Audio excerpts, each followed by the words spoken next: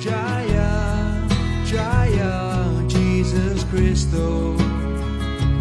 Jaya, Jaya, Jesus Christo.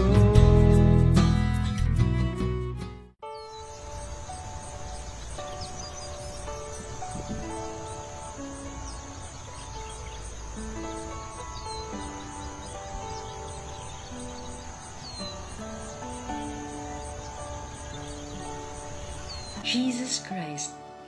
Maraming tao nagpapahayag ng kanilang debosyon, pananampalataya, at pag-surrender sa Kanya. Subalit, sino nga ba talaga si Jesus Christ at sino ang tunay na Kristiyano? Ano ang kahulugan ng pag-surrender sa Kanya at ano ang tunay na Kristyanismo? Ang kasagutan sa mga katanungang ito ay matatagpuan sa mensahe ni Jesus Christ. At ngayon, ang tunay na mensahe ni Jesus Christ ay ihahayag sa atin na ating kaibigan na si Gabay Hari Criado. Ang salitang Hari ay isang banal na pangalan ng Diyos Ama or Holy Name of God na may kahulugan na siya na nag-aalis ng mga impediments and difficulties sa paglapit natin sa Kanya. At ang kahulugan ng salitang Criado ay tagapagsilbi o servant. Kaya ang ibig sabihin ng Hari Criado ay tagapagsilbi ni Panginoong Hari. Ngayon ay pakinggan natin si Gabay Hari Criado sa ating programang Gabay Hari. Kung ang isang tao ay gusto niyang maging totoong Christian, kailangan po niya ng guidance na nanggagaling mismo sa isang totoong Christian. Ang maririnig po ninyong mensahe ngayong umaga ay nanggaling po sa isang totoong Christian, ang aking teacher. Wala akong duda na siya ay tunay na Kristiyano dahil pinakinggan kong mabuti ang kanyang sinasabi. At chinyek ko sa banal na kasulatan at ako din ay nagdasal ng guidance sa Holy Spirit. Naging convinced po ako na wala pong kontradiksyon. At nararamdaman ko talaga na siya ay nagmamahal kay Jesus Christ at sa God the Father. Kung kaya't ang mensahe pong maririnig ninyo ngayong araw ay ito yung tinatawag na Christianity as it is. Wala pong halong imagination, walang halong haka-haka. Ito po ang totoong kahulugan ng tinuturo ng New Testament at ni Lord Jesus Christ. Noong nakaraan po, ay napag-usapan natin yung verse na sinasabi, "If you see me, you have seen the one who sent me." Subalit dahil sa ito'y nahaluan ang mga taong merong misunderstanding sa kanilang tunay na katauhan, hindi nila alam na hindi sila ang material na katawan. Kapag sinubukan ng isang tao na pag-aralan ang personality ni Jesus Christ, pero ito'y base sa misunderstanding or ignorance that I am my material body, ganoon na rin po ang mangyayari na maging conclusion niya na ang anyo ni Jesus Christ, yung physical form ni Jesus Christ, ay walang pinagkaiba sa kanyang totoong personality, sa kanyang totoong identity. At ito po ay nagbunga ng isa pang ignorance na dahil sinabi, "If you see me, you have seen the one who sent me," Kaya merong pong mga ideas na lumabas na ang God the Father ay kamukha ng katawan ni Jesus Christ, na as if yun yung basihan kung ano ang itsura ng God the Father. Ang pinagkaiba lamang dahil siya yung Father ay mas matanda, pero yung mismong physical form ni Jesus Christ ay dahil sinabi, if you see me, you have seen the one who sent me. Gumawa po sila ng haka-haka na ang God the Father ay kamukha ni Jesus Christ, kaya lang mas matanda. Ang painting ni Michelangelo ay ganoon din po. Ito'y base sa ignorance na ang physical form o ang material body ay ang pinakabasihan kung ano ang anyo ng Panginoong Diyos. Dahil ang Panginoong Diyos ang pinanggalingan ng sanlibutan, so nag-speculate po, naghaka-haka si Michelangelo. Inisip niya, gagamitin niya yung kanyang mind para malaman niya ang anyo ng Diyos, at idinrawing po niya ang God the Father na isang matanda na may mahabang buhok at may puting balbas. Ito po ay tinatawag na anthropomorphic idea. Ito'y base lamang sa kanyang haka-haka. Hindi po tumatanda ang Panginoong Diyos kung ang anyo ng Diyos ay tumatanda katulad ng ating material body. Abay, ano yung magiging kasunod pagkatapos ng pagiging matanda? Kamatayan. At ganoon na nga po ang tinuturo ng maraming tao ngayon na si Jesus Christ at ang God the Father ay absolutely walang pinagkaiba ang kanilang identity, at sinasabi nila ang Diyos ay namatay upang tayo ay may ligtas sa ating mga kasalanan. Ito po ay napakalaking pagkakamali. Hindi po yan ang totoong itinuturo sa atin ni Lord Jesus Christ. Kung gusto nating maintindihan ang totoong mensahe ni Jesus Christ, ay kailangan marinig natin sa isang nagmamahal sa Diyos. A pure lover of God. Kung gusto mong makakita ng pure devotee of God, makikita mo siya hindi sa pamamagitan ng paggamit ng iyong material na mata. Makikita natin ang totoong sugo, messenger of God, sa pamamagitan ng paggamit ng ating tenga.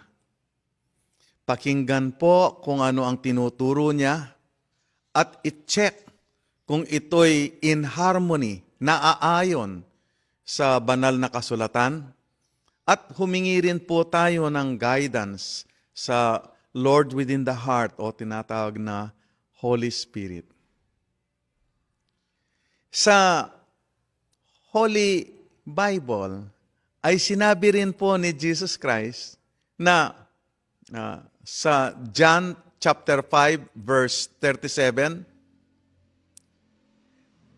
hindi niyo pa narinig ang boses ng aking Ama at hindi niyo pa nakita ang kanyang anyo.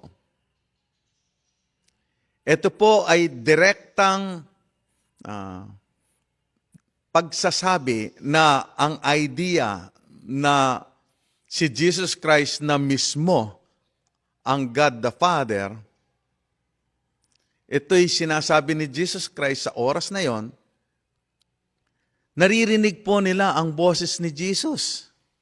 Pero ang sabi niya, hindi niyo pa narinig ang boses ng aking Ama. at hindi nyo pa nakita ang kanyang anyo.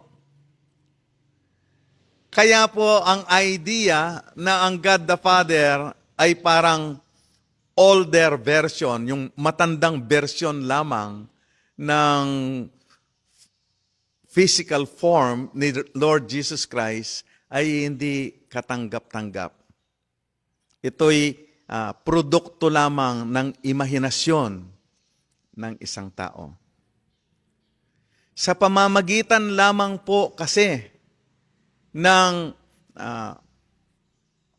devotional service, loving service, ang pag-alay ng buhay natin sa pagsisilbi sa Panginoong Diyos, yan lamang po ang daan upang ang isang tao ay maintindihan niya kung ano yung buhay na espiritual at kung papaano niya maranasan ang totoong spiritual life. Kung gusto po natin malaman itong paraan para tayo'y makapag-engage sa pure devotional service, napaka-importante po na meron tayong spiritual guide. Sa pamamagitan lamang ng pagkakaroon ng association sa isang totoong sumusunod sa teachings ni Jesus Christ, a real Christian, a pure devotee of God, the real messenger of God. Kailangan po tayong makinig at sumunod sa instruction of such a devotee. Kasi nga po, sa pamamagitan ng pakikinig sa isang sumusunod kay Jesus Christ, ay dahan-dahan tayo rin po ay magiging totoong follower ni Jesus Christ. So yung verse na sinasabi na if you see me, you have seen the one who sent me, hindi po sa pamamagitan ng paggamit ng ating material na mata.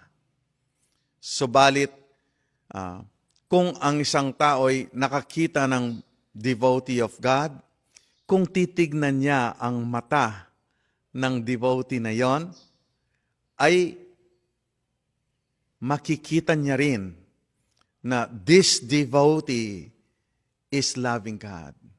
Maiintindihan niya na si Jesus Christ, ang kanyang totoong identity, ay hindi siya ang kanyang physical body. Kung paanong ako at ikaw ay hindi ang iyong material na katawan. Ang katotohanan ay pareho din po. Ang katawan ni Jesus Christ, physical form ni Jesus Christ, ay merong pinagkaiba sa kanyang totoong identity. So kung talagang pinakinggan ang sinasabi ni Jesus, maintindihan po natin na ang buong buhay niya ay inalay niya sa gawain na tinatawag na pure loving service. Pure devotional service. Ang pinakamalaking swerte sa buhay ay kapag na natutuhan natin sa isang nag-e-engage sa pure devotional service, ang mensahe na ni Jesus Christ o kung ano man ang ng Scripture, dahan-dahan po nating maiintindihan kung ano ang pure devotional service. At sa pamamagitan ng pag-engage sa pure devotional service, diyan dahan-dahan magiging malinaw ang sinasabi ng Panginoong Hesus na hindi nyo pa nakita ang kanyang anyo. Ibig pong sabihin ay merong different voice ang God the Father at meron siyang transcendental spiritual form na hindi tumatanda. At ang spiritual form of God the Father is very lovable.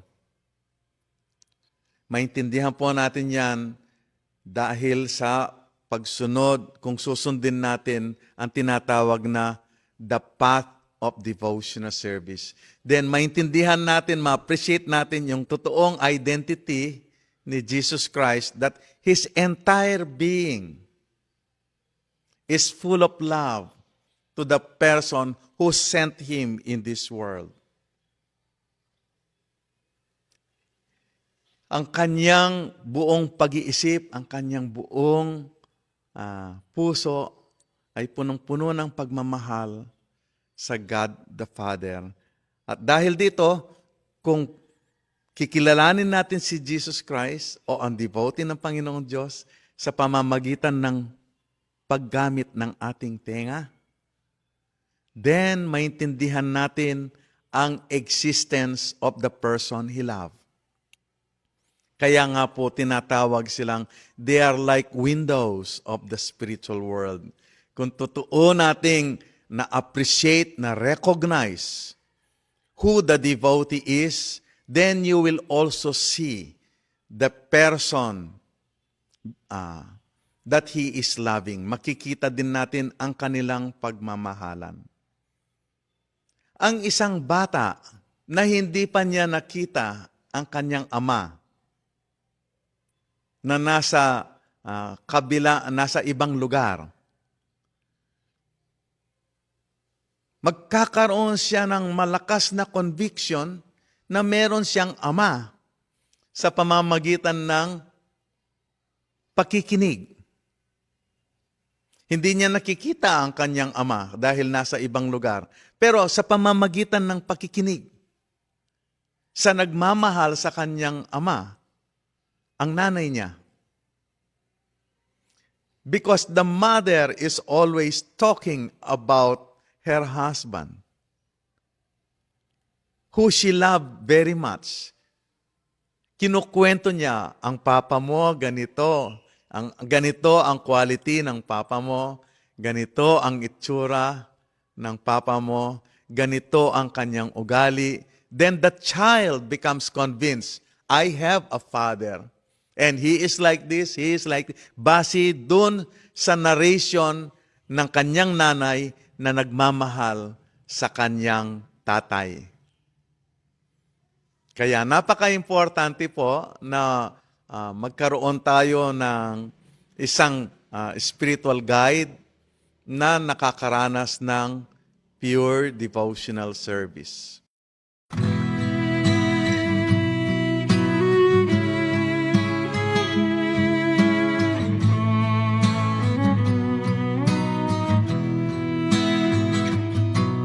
Jaya, Jaya, Jesus Christo.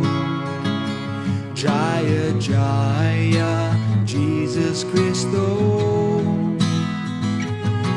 Jaya, Jaya, Jesus Christo. Jaya, Jaya, Jesus Christo. Jaya, Jaya, Jesus Christo. Jaya, Jaya, Jesus Christo. Jaya, Jaya, Jesus Christo. Jaya, Jaya, Jesus Christo.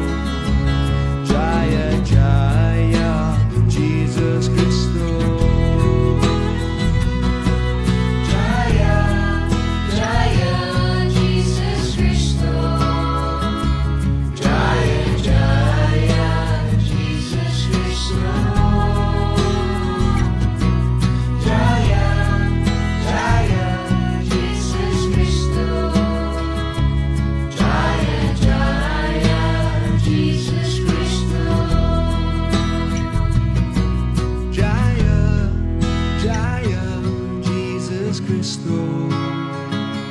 Jaya Jaya Jesus Cristo. Jaya Jaya Jesus Cristo.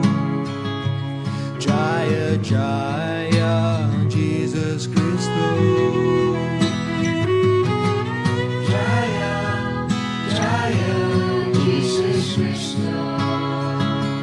Jaya, Jaya, Jesus Christo. Jaya, Jaya, Jesus Christo.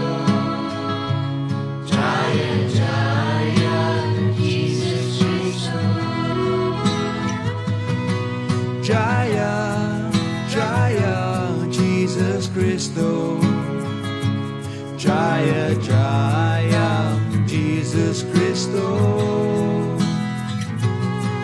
Jaya Jaya Jesus Cristo. Jaya Jaya Jesus Cristo. Jaya, Jaya, Jesus Christo. Jaya, Jaya, Jesus Christo. Jaya, Jaya, Jesus Christo. Jaya, Jaya, Jesus Christo. Jaya